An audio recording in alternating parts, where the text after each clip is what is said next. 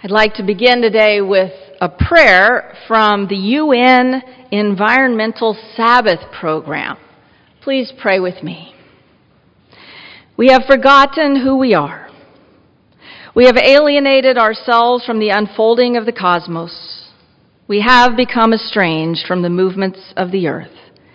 We have turned our backs on the cycles of life. Now the forests are dying, and the creatures are disappearing, and humans are despairing. We have forgotten who we are. We ask forgiveness. We ask for the gift of remembering. We ask for the strength to change. Amen. Along the border of the United States and Mexico, 100,000 acres of God's good creation thrives within the lower Rio Grande Valley National Wildlife Refuge. Created in 1979, this refuge was designed to protect, restore, and create corridors between isolated remnants of the region's dwindling forests and scrublands. In just one tract of this refuge, the Monterey Banco, biologists have recorded more than 110 wildlife species, including the Texas indigo snake and the Texas tortoise, who are both listed by the state as threatened. Into this slice of paradise, the George W. Bush administration imposed a 20-foot-tall concrete wall. This and other forms of a border wall already run along nearly a third of the U.S.-Mexico border, a stretch of 650 miles. This wall is a harbinger of things to come under Trump, Inc. In 2010, when a hurricane left several feet of water standing in the refuge for more than 6 months, pushed up against the wall with nowhere to go, animals that could not fly away or swim were trapped and drowned. Texas tortoises, those majestic, slow-moving creatures who are not designed for wall climbing, perished.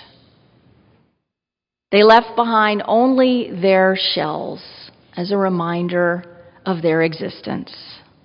Other threats to wildlife from the wall are unfolding slowly over time, as endangered species like the ferruginous pygmy owl, who flies just 13 feet off the ground, are blocked from migrating to and from their food and water sources over a human-made border. To the west, monsoon rains have already wreaked havoc on the people of Nogales, Arizona, and its sister city of Sonora in Mexico. In 2008, as floodwaters became trapped by the wall between the two cities, businesses and homes were inundated and 2 people drowned. How many more people will have to drown? People like Oscar Alberto Martinez Ramirez and his daughter Valeria, whose image lying together in the Rio Grande went viral recently because of our nation's misguided policies on immigration. It turns out that the border wall is very effective. It is a very effective agent of death. This week and next week, we are considering First Congregational UCC's chosen covenantal commitments. 2 of them this week and next week, to care for creation. And next week, we will consider the commitment to work for justice. These sermons are part of a larger sermon series which began last week with Reverend Avina Ward's sermon on becoming a congregation that is accessible to all, creating sanctuary for all. And as we do so, as we engage in this reflection on our church's covenant, we might reflect on the border wall as a powerful symbol of the interconnections between ecological and social justice. So while there's a sermon this week on care for creation and a sermon next week on working for justice, in effect, they are the same sermon. Because you can't separate the health of the earth from the health of we human beings who dwell in its bosom. The story of Noah and the great flood is another powerful symbol of the interconnections between the thriving of the earth and the thriving of human beings.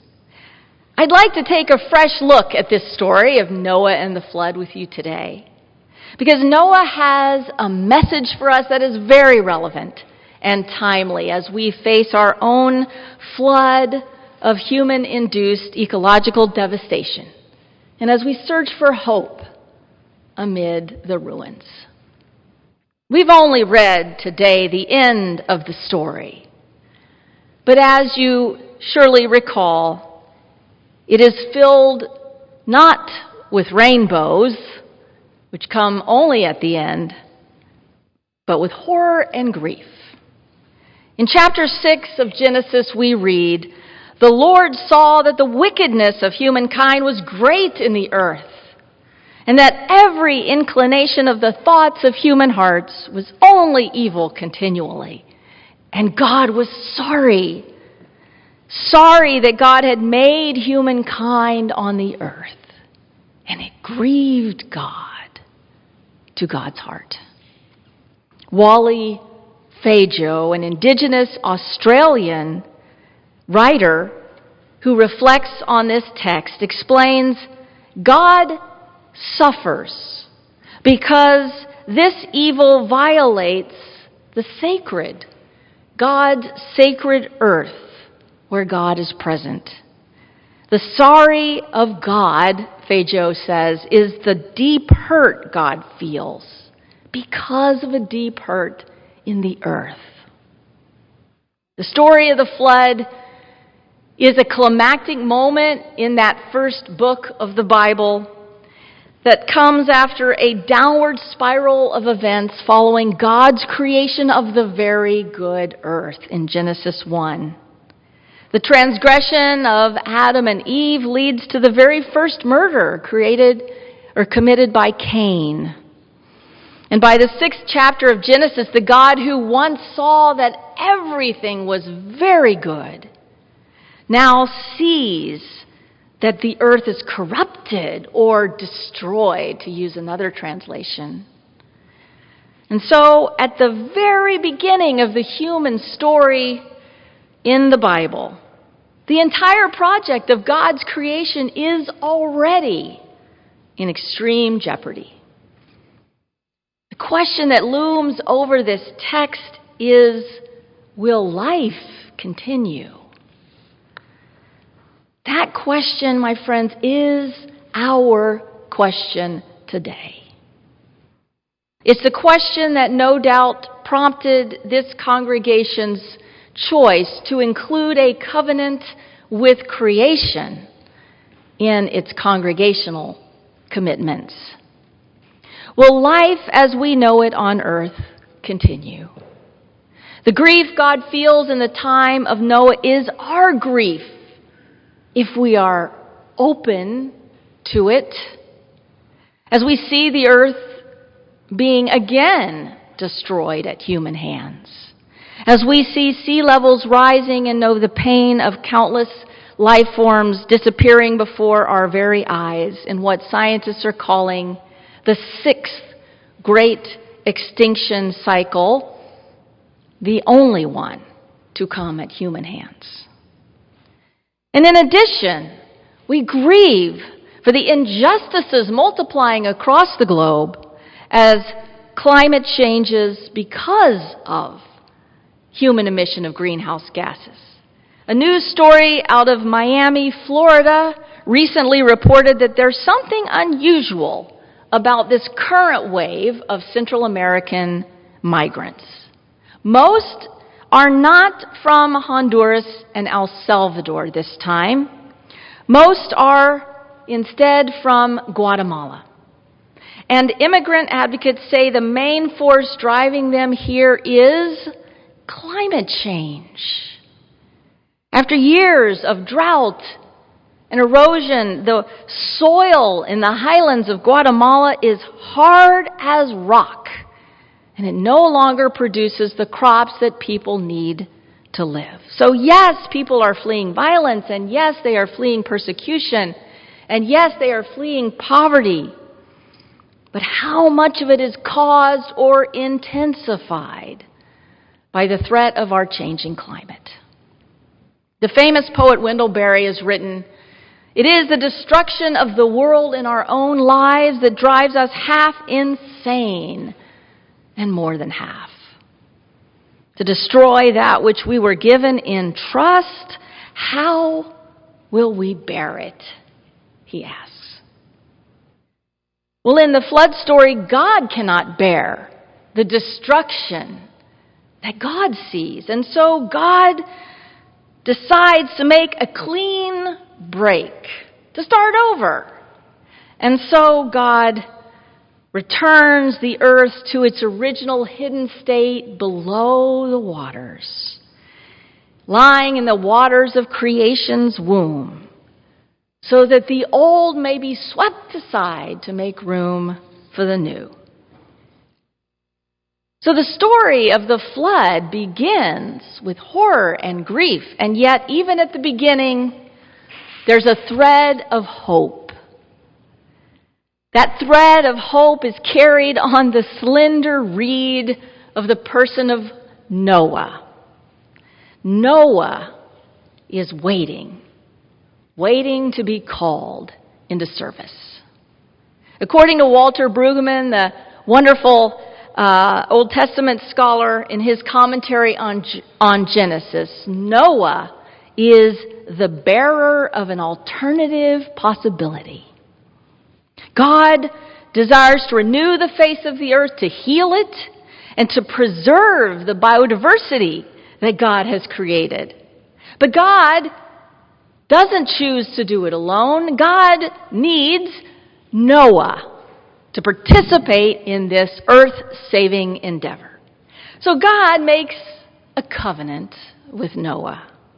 God will save Noah and ultimately all life on earth if Noah will cooperate by saving 2 of every species that shares the breath of life with humanity. So Noah does this. Noah does all God commanded him. And you know what happens next. It rained, and it poured, and it thundered and lightning, and the waters rose until the earth was covered beneath them. And only Noah and all life in the ark rode out the storm for 150 days, the Bible tells us. The ark floats alone in a watery universe, a tiny oasis of life. And then comes the turning point in this parable. Chapter 8, verse 1. But God remembered Noah and all the wild animals and all the domestic animals that were with him in the ark. Life resumes on earth. And God has learned something from this experience. God decides to make a new covenant. A covenant between God and all living flesh, that never again will the earth be destroyed by a flood. And God hangs a rainbow in the sky as a sign of that covenant. It's a story that has a happy ending, but we can't forget the pain that led up to that ending. And so we ask, too, of our story today, what does God's covenant promise to preserve the earth mean to our generation that lives once again with the threat of rising seas, but not at God's command. Rising seas due to our action and inaction. Those of us who today and in future generations are facing ecocide without an ark. Well, as the earth is corrupted again by human violence, where do we find the hope to struggle against these forces of chaos that we've unleashed? Despite what some have asserted, there's an interesting aspect to God's covenant. It's not unilateral. There are three parties to God's rainbow covenant: God, human beings, and all flesh. All of us must cooperate together for God's promise to be revealed and fulfilled. Yes, the earth has enormous generative powers. Yes, God desires to preserve and sustain creation. But we humans, it is up to us to take up the mantle of Noah, to fulfill the promise of being human in a different way. And on this 4th of July weekend, perhaps we need to rethink what it means to be a citizen. Perhaps we need to embrace an ecological citizenship, an earth citizenship that encompasses all earth in its loyalty, even, you might say, in its patriotism. To do this, we have to wake up from our sleep of forgetting and remember who we are. If God's remembering was the turning point in the story of Noah, our remembering will be the turning point in our story. We can remember God's covenant, God's commitment to covenant with us to sustain life. And we can remember the greatest commandment given by Jesus. And we can remember that great commandment, really two commandments that are linked together, that the very substance of loving God is found in loving our neighbor as ourselves. But today, as we face these rising seas, we're challenged to rethink who our neighbor is and how we are to love God in our neighbor. Jesus himself was radical in his explosion of the old way of thinking about neighbor. Jesus included the outcast, the unclean, the impure, the homeless and the hungry poor, and even the enemy. But Jesus' challenge to radically expand the definition of neighbor takes on new meaning today, when even the species boundary must be crossed if we're to fulfill the spirit of Jesus' command to love our neighbor as ourselves. As Reverend Jim Antal writes in the modern testimony we read, we must recognize that all people, indeed all creatures, all those alive and yet to be born, are our neighbors. He calls this Golden Rule 2.0. So Barry asked the question, to destroy that which we were given in trust, how can we bear it? My prayer is that each one of us will decide that we cannot bear it and will not. That we will take up Jesus' command to love our neighbors as ourselves, all our neighbors, including the two-footed, the four-footed, the webbed, the winged, and the scaly, even the tortoises. We, today, can choose to be the bearer of an alternative possibility. We are not doomed. Hope remains for those who remember God's covenant and rise to live it.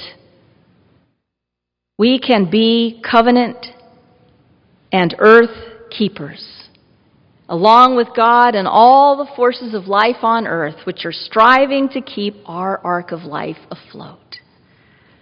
Yes, the waters are rising, but that only means we have important work to do.